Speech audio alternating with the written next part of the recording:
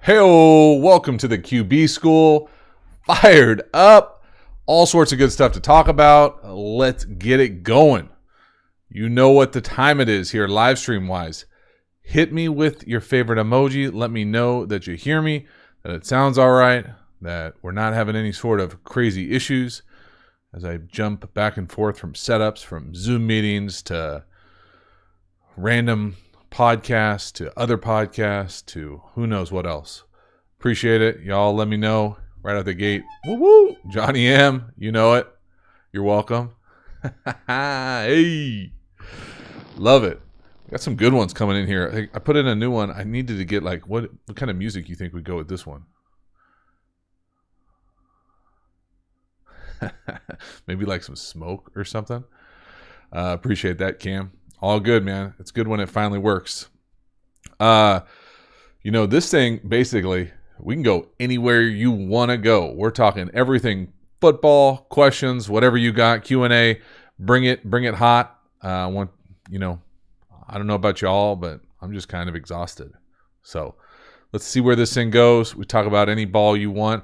I do think it's funny, and do me a favor. I appreciate y'all who are watching, hanging in as we get going here. But, oh yeah, that would be good with the whistle. Good call, Chris. Do me a favor with the, when you do the suggestions, and I appreciate the suggestions in like who we're going to do next for the quarterback videos, especially in the college. Don't operate under the assumption that I know who you're talking about, because I probably don't. And that's not me being like self-deprecating. I don't know every single college quarterback. And so if there's someone that y'all think that I should watch, just put it in the comments, but also tell me what school it is, because I don't know every single person. Daniel, right out the gate, deep ball, huh? All right.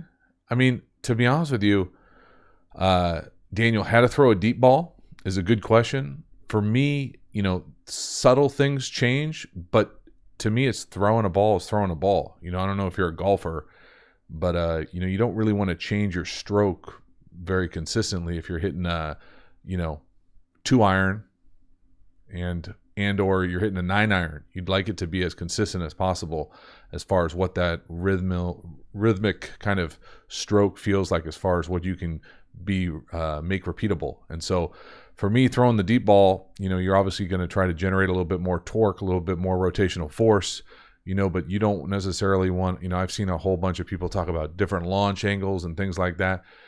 To me, unless you're throwing like a Hail Mary where you're just going to wind up and give it everything you possibly got at the end of a half or game, very rarely are you going to throw the ball over 40 yards in a game, even in the NFL. That might happen, 2 or 3 times a game, if that, on a go route or on a post over the top. And so for me, it was never anything that we necessarily practiced, consistently. I'd say the only way that we ever really practiced throwing the deep ball is just the old school like bucket. Bucket 42, 44 yards in the league for a go route on the outside, and just drop it in the bucket. I know for me personally, throwing the deep ball, I always preferred to throw it to my right. And this is going to sound strange, but go with me here. Now, granted, I was also like a 3/4 guy as opposed to an over-the-top guy, and I guess I could like a change angle guy. But if I was going to throw it, it was going to be normally on like my smooth stroke. It was still kind of a 3/4 throw. And so my ball, I always felt like went a lot more left to right than other people. Like if you watch someone who throws right over the top, their ball almost doesn't go as much left to right with as much movement. And so I used to be really nervous. What did I say? Throwing to the right side? I meant throwing to the left side. Throwing to the right side, I felt like I would push it towards the sideline too much because I'd get jacked up and the thing would tail and spin to the right. So I always prefer to throw go balls to the left for me, because if I let it go too wide, I felt like it always kind of came back to the center. It was just kind of a little draw or a little fade, whatever the difference is. You can tell how much I golf. But this idea being to kind of fold it back in, as opposed to if I threw it to the right, it would always kind of, I never want to throw it out of bounds and do a never in history ball where I can already feel the questions. What does never in history ball mean? Never in history ball means that never in the history of football has anyone caught a ball that goes out of bounds. So you got to give your guy a chance. And so for me, I always practiced throwing a go ball to the right when I was on my own. I used to for probably half a decade of my life, I would have a bag of balls in my truck with a small little trash can, not a small trash can, but not like a, like a massive recycling thing, like a normal size trash can you would see like back in the day at a park. I had that in my car, and I would hold the duffel bag of balls would go in there, and it would just live in my car. And so when I worked out or after coming home from the gym to go out there and throw, especially as I got older and I didn't have a whole lot of friends who were, available at 10 a.m. on a Tuesday morning, I would just go throw buckets and go balls. And so for me, whether it was like in the red zone fades or slot fades or, down the field kind of go balls on the outside. And for me, I always wanted to practice going to my right just because that little fade of it. So I would practice with the little fade depending on what your release looks like. But to me, it's just repetition. It's just a stroke. It's just like shooting a 3-pointer. You need to find your stroke, find what that landmark looks like, what the arc looks like. That's the other thing about throwing a deep ball. There's a fine line on arc or trajectory. I think most young players, especially, the high schoolers that I've been around, if you struggle for arm strength, you're going to come out and have a flat trajectory ball, which is just a lot harder to be accurate because there's a lot less forgiveness for the wide receiver if that thing comes out flat, like a line drive, hit up to the center fielder. I'm looking for balls that are dropped out of a helicopter. I want like, Chris Bryant home runs. That's what I think of back in the day when I remember watching him play at USD.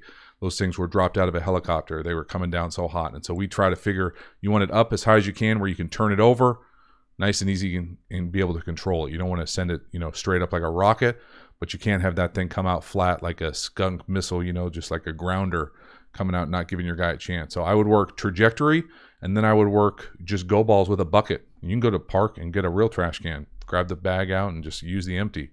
And if you don't want to buy one. And so lots of different ways to do it. The other reason I liked it is because you could practice yourself. That's the one thing about football is it's hard to practice by yourself, especially if you're a quarterback, you need someone to throw to. But if you have enough balls, you can go out there with a trash can, work on the deep ball. And then I always remember, if you watch nowadays, a bunch of quarterbacks do it at the end of practice, but we used to do it every Friday on most teams in the league in season. You do like a accuracy competition. And so we used to throw a lot of buckets, a lot of that exactly into trash cans or nets. And I always remember being like, oh man, if they put it to the right, I'm going to be in trouble. If they put it to the left, this thing's a wrap after about 2 throws. And so it was just a different kind of like, basketball. Like if you got a shot, like I like shooting in the corner, that's my shot as opposed to, at the top of the arc. And so just different things like that. It just takes reps, but don't lose your mind. Try to do anything outside of that. Just find your comfort zone, practice it, work the stroke, and then find opportunities, different ways to practice it. So appreciate it. The Green Cake, what up? Why do some QBs seem less inclined to take the checkdowns? That's a great question. It depends, man. It really does, because the checkdown is an unbelievable weapon, but it's usually, if it's not emphasized in the system, meaning you got to have the running backs connected to that and they have to think of themselves as wide receivers, it's really hard to get out, especially if you're not on the running backs constantly to get out, be available. Well, then if you go look for the check down and he's blocking air to the right, it's a problem. And so it takes a kind of the comprehensive system to be able to get after and use check downs in that regard. It's a learned skill. I think it's a really important thing. I think it can really elevate people's games, and you see that really quickly, whether it's in high school, high level college football, in the league. Once you realize that you can use checkdowns and how they work as far as being natural high lows on certain concepts, it's a really easy way to get a completion. And to be honest with you, it keeps guys in the league. You watch a preseason game, you watch a veteran guy, he's going to take the checkdown. He's going to come out of that, his 2 series of work, 7 for 8, 60 yards, touchdown, and thrown nothing but, balls that are under 5 yards, because that's the reality. You need your stats to look good. You need to play well, and checkdowns are a great way to do that. They just are. And so, I think it's a process of becoming a little bit more polished as a decision maker, but you also have to be in a system that allows you to do that. You can't just roll out there and have like full slide protections where the back is always in, never running a check down.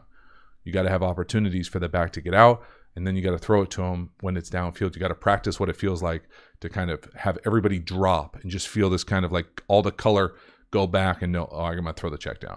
Or pre-populated in your head. I know, like if I call 4 verticals or got called 4 verticals, I was thinking I'm throwing the check down 50% of the time. I don't care if it's routes on air. My mind is thinking 4 verticals, check down. Now, if it's there, I'm going to rip it, and I want to rip it. But if it's not there, I want the check down, I want the completion, I want to keep moving the chains. Those type of things. That's the mentality for me that was never there in high school. It gets there because you get drilled into it and you get into systems that hold running backs accountable. And you got to have a running back coach who's in it. You got to have a coordinator who's locked into throwing checkdowns, and then you got to actually do it. It's hard to do as a running back, get out on a checkdown when you're not getting the ball thrown to you, or you're beat up from because you just took 3 carries. So those type of things all have to work together. But it's really a great asset and something that's, in my opinion, is severely underused, especially at the younger levels. Now, in the league, it's a priority. You do it all the time. I was on many teams that worked out, their practice, started every practice throwing checkdowns. So it's a priority. Good question. Cam, what you got? DTR.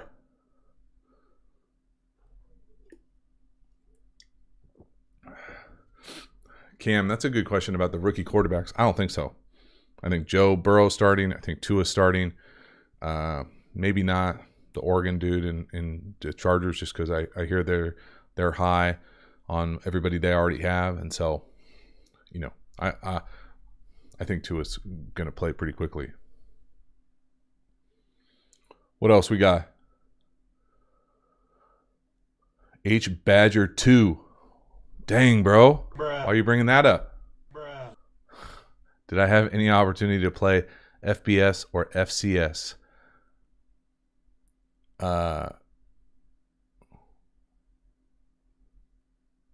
We got DTR in the house. I see you, buddy. I need to do DTR on a video. Someone suggested it, and I actually came into some UCLA tape. So it's coming up here at some point. I don't know anything about that Chip Kelly offense, but I'm sure. What else we got? Do I think Dak's going to get paid? Yeah, Dak is going to get paid. He needs to get more money than that. I think people, I've done some videos on the Cowboy stuff. I think I'm fascinated to see, because I'm a big fan of Mike McCarthy.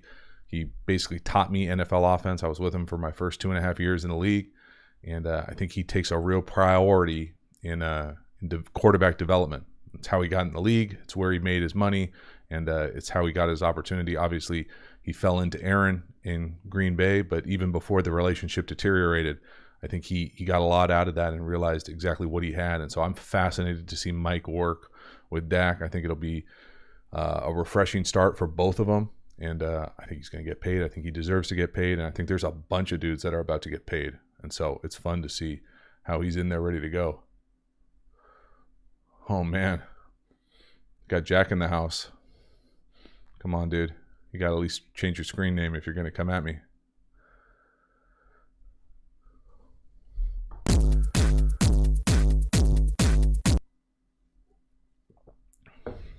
All right, what else we got here? Oh, if you haven't already, do me a favor. Smash that like thing.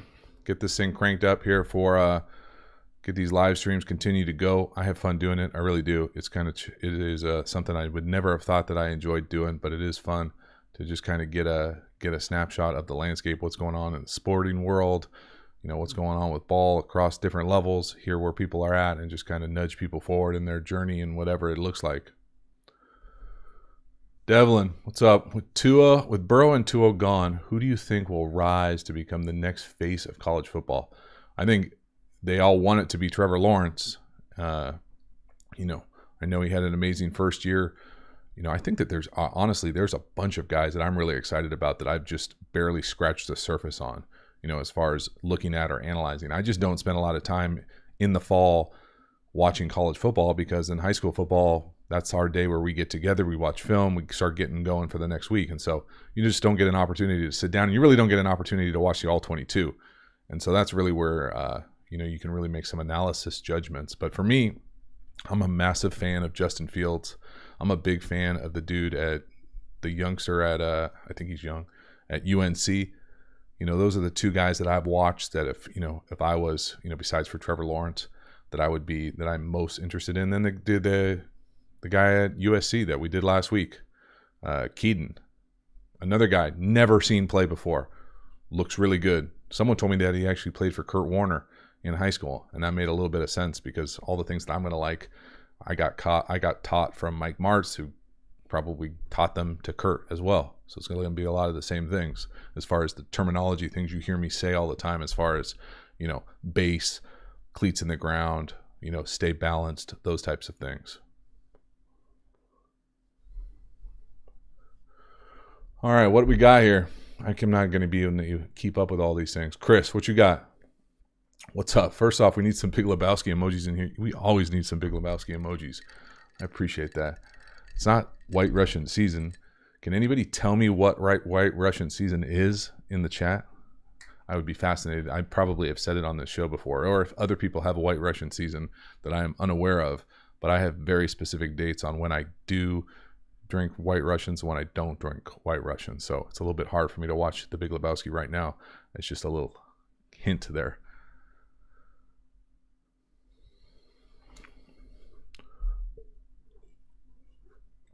Second question. I'm volunteering as first-year coach this season. Is there any advice to make an impression? Yeah, Chris, absolutely. Just be, as hard as this is going to sound, is just be an asset to the coaching staff, to whatever side of the ball you're working on, coordinator. Always be asking to help, do whatever you can do, and then take the initiative to do those things. Don't necessarily always wait. Hey, we need these bags for this drill. What do you need, coach? What can I help you with? And go from there. You're not going to necessarily get the glamorous jobs of coaching or installing or calling plays, but you can be an asset to the head coach. You can be an asset to the coordinators, and it's a fast way to rise up. And then just be genuine, be authentic, and be where you're supposed to be when you're supposed to be there. It's the same thing we always tell wide receivers. Be where you're supposed to be when you're supposed to be there. Don't fool the quarterback. Assistant coaches, be where you're supposed to be when you're supposed to be there. Don't fool the head coach. Those type of things. You just be consistent and you'll be fine. No idea what that question is. Appreciate the super chat, super sticker. Better utility, 3 tight end like Kittle or 2 running backs like Saquon and Zeke. I don't know. I don't like any of that. I want more wide receivers. Real life, not fantasy. I don't know, man. I think it depends. I no easy answer there as far as tight ends over those type of backs. I mean, those 2 type of backs are pretty dang special. So is Kittle, but I mean, I would probably say 3 is better than 2. I don't know. Pretty hard to run 3 tight end groups all the time, though. All right, what else we got? Dylan, how do you better read backers to determine what they do pre-snap and post-snap? Dylan, why do you care what backers are doing? That would be the first question I would ask. Are you playing running back? Are you blocking them? If you're playing quarterback, very rarely, if ever, do I care where the linebackers are lined up or what they're doing. Now, maybe if it's some sort of run check tethered to a linebacker position, maybe if we're anticipating some sort of like pressure, with certain looks. But, the only thing that I ever used to look for linebackers specifically outside of pressure looks is if a linebacker normally lines up in a gap and that they're a gap fit team, meaning that they have gap responsibilities in their front. If they all of a sudden are not looking at the line of scrimmage and you can feel them looking at the back or lined up right over the back, if he's offset, I could always be like, oh, that's man. But I mean, those are things that happen once every month in a game, not or like 7-on-7, you can see that type of stuff. But in a real game, unless they're like what I'm used to calling like bossed over or bumped over, and maybe a safety's coming down, would be the other indicator. But to me, I was always looking safeties, corners, maybe a pressure kind of check as far as what's going on with the front. But I'm not spending a whole lot of time on worrying about where the linebackers are lined up or where they're not lined up.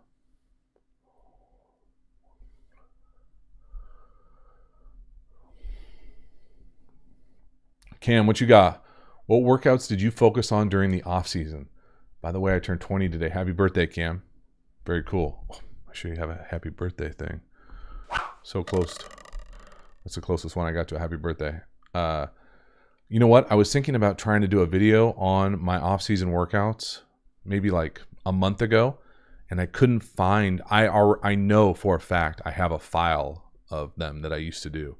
And so it's a good idea for a video because I really spent, I was really intentional about what I was doing in the off season as far as building up strength early, and then kind of like really refining certain mechanics. Every single off season, I picked one or two things to really focus on to try to improve.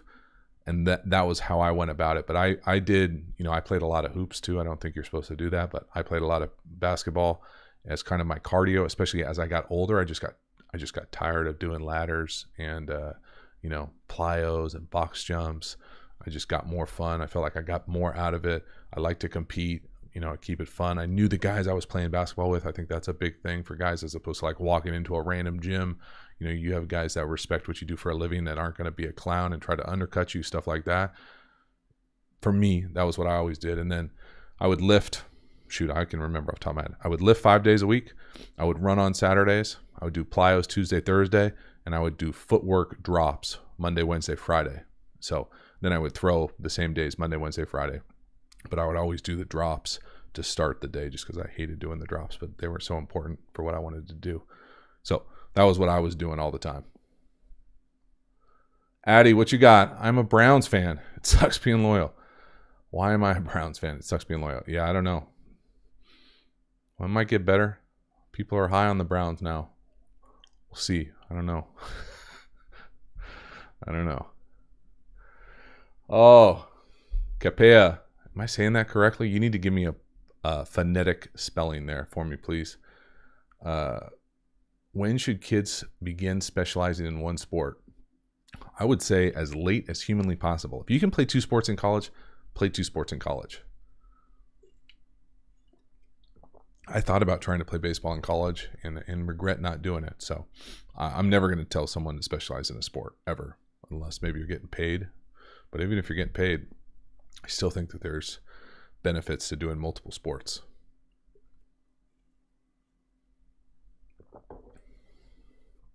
Do we have a lot of freshmen in here, or do I just keep seeing Daniel post on his freshman year?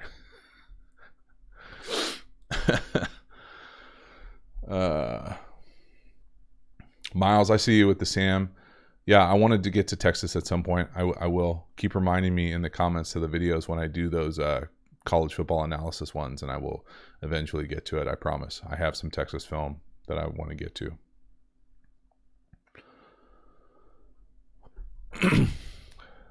Sanic, when looking at film at any level of football, what is the important things to look at when it comes to evaluating the quarterback position? So this is an almost impossible question to answer, because there are so many. There's not one thing. That's why it makes it so difficult, and that's why so many professional scouts and organizations miss all the time. For me, first thing I'm looking at is just, do they have the measurables to even get in the door? As far as not measurables, like, is he 6'4"? Does he have the ability to throw the ball well enough? And what I mean by that is you have to be accurate. I think that there is some agility, athleticism that is tethered to being able to do it consistently. Do they throw the ball accurately, consistently? And if not, why? And can we, improve that? I also look at how hard someone throws, because I think the velocity of that can't necessarily be turned up. So if you only throw changeups, you're probably not going to play at a really high level of football. So it's a low barrier to entry. If you have just an absolute cannon, you're going to be able to do more. I think I can do more to help you refine the mechanics if you already can throw the ball really hard. The next thing I look for is just decision making, and that's the hardest thing to really quantify, because unless you know the system or know the coaches and can have a conversation with the player, you don't really know how good someone is processing. I think the one thing I look at, I look at a handful of things. If you watch the video today, a good example is, I look at when the quarterback gets sacked, excuse me, do his lineman pick him up? Does the quarterback pick up other people, like when they're on the ground? Those are the type of things I can tell if people care about this player. Do they want the best of this player? Like that type of things. Is there like a genuine bond that I look for? Doesn't mean that everyone looks for that. That's what I'm looking for as far as like certain things like that. Like, how does he celebrate a touchdown? Does he celebrate with his teammates? Does he run up to the guy who scored? Does he run to the sideline and, get a cup of Gatorade?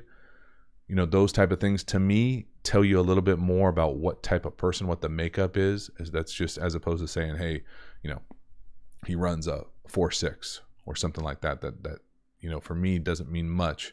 I can tell a lot more by, how do his teammates respond to him? If you go watch a practice, are they excited when he walks in the huddle? Do you see guys snickering or kind of turning away or like whatever when he says something or tries to coach him up? Does he try to coach him up? All those things. So sorry, not a direct, easy answer.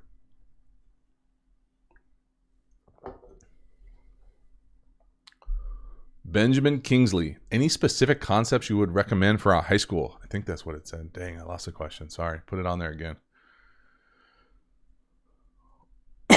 Oh, Miles, that's a good. I'll do a HBCU. I don't have any film of HBCU, and I don't know where I don't necessarily have a connection that I could get it.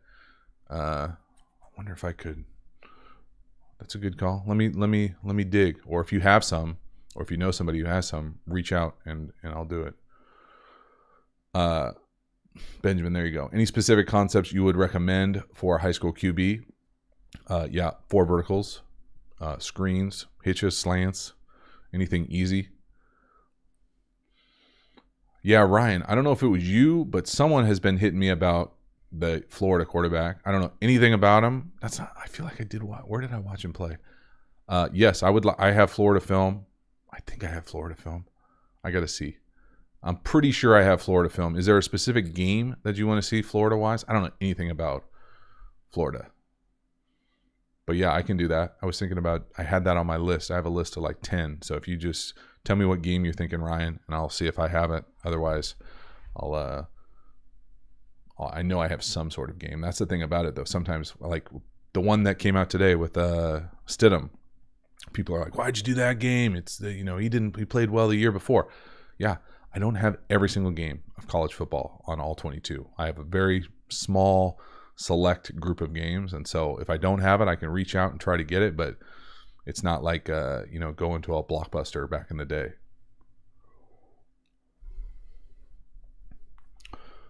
All right, what else we got? I appreciate the super chat there, Miles. Gotta do more of these. Yeah, it's gonna be hard to get the bowl game. It really is. Bowl games? Nope. Real tough. Don't have a lot of access to the bowl games. I don't know why it's so much harder to get those games.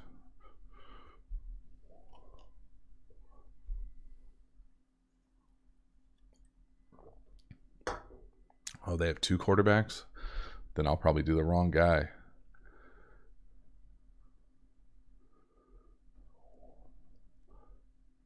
Who was the QB at Howard? Cam? Oh, you're having a conversation with somebody in here? I got you. Oh, I got you. I didn't see the first one. He's a bounce back from Auburn? Oh, that's Newton's brother? Is that Newton's brother? Yeah, I saw that. Yeah, let me see if I feel like I might look into JJ, that's a good question. Who's better, Dak or Wentz? This is a beautiful thing about it, right? Like, I know it's fun to debate this as like fans, as I'm a fan. But for me, that question really is better suited to who would you rather have? One sec, Chris. I appreciate it. Who would you rather have? Dak or Wentz? And for me, I would rather have Dak not because I think he's necessarily better, but because he's available. He doesn't get hurt. He's just, it looks like a lot would take to get him off the field, as opposed to, for whatever reason, Wentz has struggled in the past. And so for me, this is not a QB school saying, it's said all over all sports, but the best ability is availability. If you're not available, you're not that good to the program or to the team. And so that would be my easy answer to that. I think both are great players. Chris, what's up?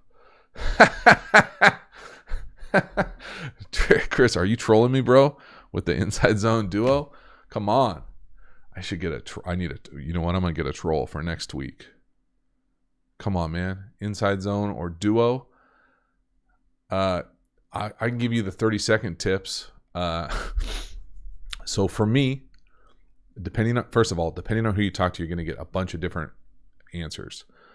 For me, there are 2 things that I look for. for duo. For duo, for me, it's less about, now obviously duo, and what we're talking about here, y'all, for people who don't know football jargon, duo and inside zone are two run plays that look really similar. They're just basically inside run plays.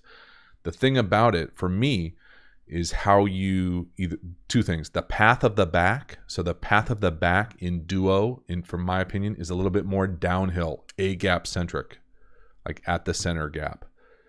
And or normally when it's taught to read a specific Mike linebacker. Where inside zone for me is a little bit more rolled into the guard area, as opposed to a back being more downhill. I think pistol, straight downhill path. Read the mic for duo. Inside zone, a little bit more rolled, time to develop with the blocking, with the different landmark for the back. Then up front, it really depends. For me, duo just means we're trying to get as many double teams as possible. And so you really have to do it, with a tight end. I think that there are ways you could block duo that is essentially zone read. But up front, sometimes it can look identical. The calls might be different based on the different programs, but for me, when I'm trying to differentiate it, I'm looking for multiple double teams in duo, and I'm looking for the path of the back more than anything else. And kind of, if it's with shotgun, does the quarterback give the back the A gap? Where you see him catch it, turn, and kind of give the A gap or the midline. To me, that's usually duo. If you see him catch it and like side run or side straddle it, like where the back comes across, it's more often than not, in my opinion, inside zone. But dude, it's 6-1, half dozen to the other. Doesn't matter. I don't care. It's an inside run. You know what I mean? Like, I wouldn't get too caught up with it, other than the fact if you're coaching offensive line and you just want to create more double teams or combination zone blocks, I think you live in a little bit more duo world. But I mean, it's semantics, and it's definitely a hilarious conversation in most offensive line chats. All right, what else we got? Shane, do you guys stream your games on Friday night? Would love to see Pat Henry Patriots in action.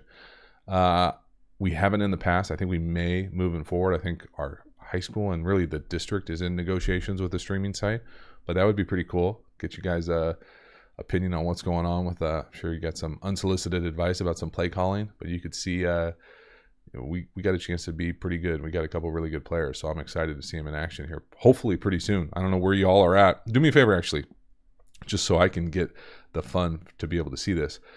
Check in the chat and let me know where you're at. You don't have to tell me like where specifically you're at, but like what part of the country if you're in the States, what part of the world if you're checking in. Because I know for me in California, Southern California, San Diego, we're slowly, there's an opportunity that I think parks might be open for small group activity come this Friday. And so we might be back on playing some football in small groups, high school football wise, pretty soon, maybe as early as next week. All right, I see you, Chicago, Boston, SoCal, appreciate it. Multiple Philly, okay. All right, I appreciate it. Louisiana, Michigan, the original Sin City, Kentucky Ron, love it. I do love seeing the logo changes on you guys too. Gosh, that makes me excited. Got Long Beach in the house. Okay, Centennial Corona, that's for real. Bloomington, upstate NY, all right. LA. Drew Lock or Sam Darnold? I'm going to take Sam Darnold. I know people are crazy high on Drew Lock right now. I don't understand. I saw it was trending today. I didn't even click on it. I figured it was someone who either thought he was really good or he said something stupid and I didn't want to see it.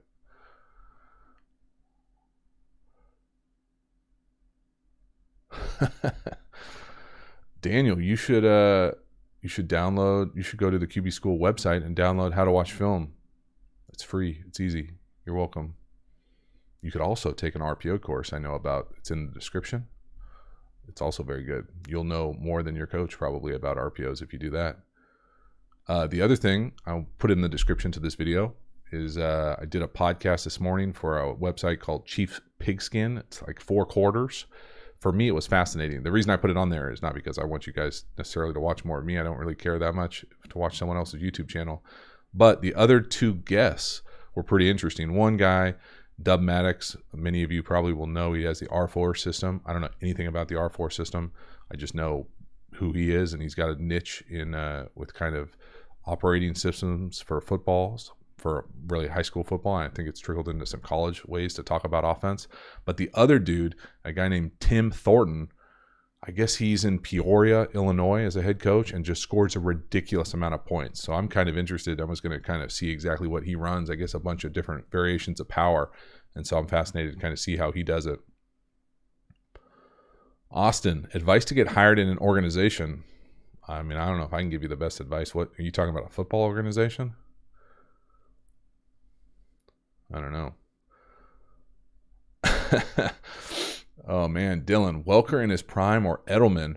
I don't know, man. I think it'd be hard to go against Edelman. Welker back in the day, though, he was just always a little tighter for me. Like, he was a great player. Don't get me wrong. I think I'd have to probably go Edelman, though. Yeah, you are, Shane. Enjoy. You got well. Luckily, you can go back if it goes too fast. I know at the end it starts getting a lot of information, and but I think it's you got to get through it at some point. Spellman, what we got? Of the 3 freshman QBs you evaluated, who do you like most? Bo Nix, Howell, Slovis. Man, I like all those guys. I really like Howell. I like the Slovis too. I mean, I probably know the least amount about Bo Nix. Like, that's the little bit I've ever seen. I've seen Howell a few different times, and the Slovis I didn't know anything about. Maybe just because I did it most recently. He's resonating with me, but I would take Howell or Slovis in a heartbeat. I think they look amazing for being so young. It's kind of surreal for someone who it took me, years into my professional career to feel like I was like mildly polished, not even polished, but just like understood exactly what was going on as far as my footwork, my arm, all my mechanics. To see these young guys look so polished and clean, and maybe they've had gurus their entire life kind of polish them up, but man, they look so much better than I ever was, especially at that age. It's crazy. Oh man.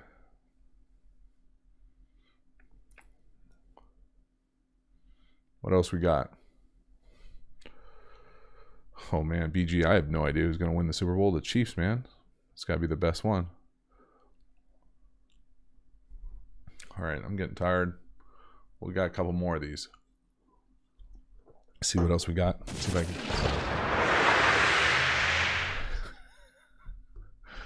I know I need that. I'll get the sound effect next week. Dang it.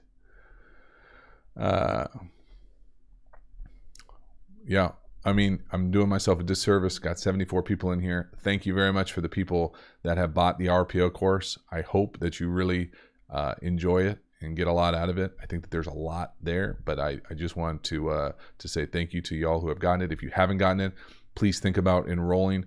The link is in the description. I'm very proud of it. It's one of those things where I'm proud of the channel. I really am proud of the channel. I think we put out hopefully good quality stuff.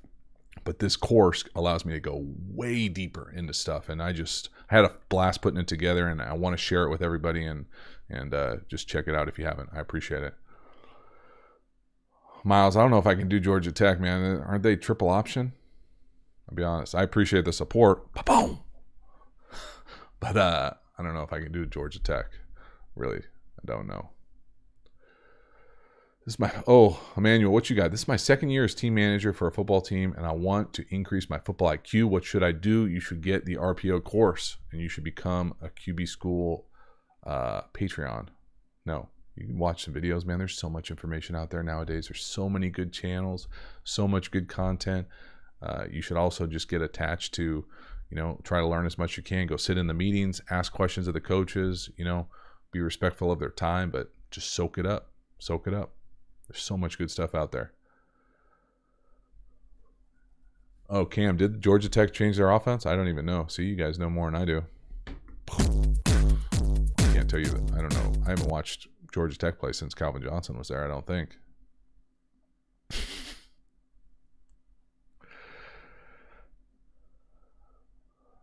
Emmanuel, let me know how it goes too. All right, y'all. See if I can end this thing. I got a special treat for you, so stick around for the very end. It's not that special. But if you haven't, this thing, boom.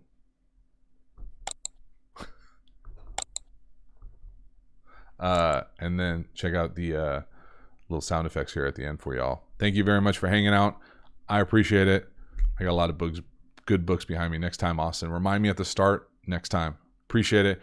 You guys have a wonderful evening. Thank you for checking out. Check out the RPO course, please, for real. It's good stuff. All right. No, it's not working. Dang it.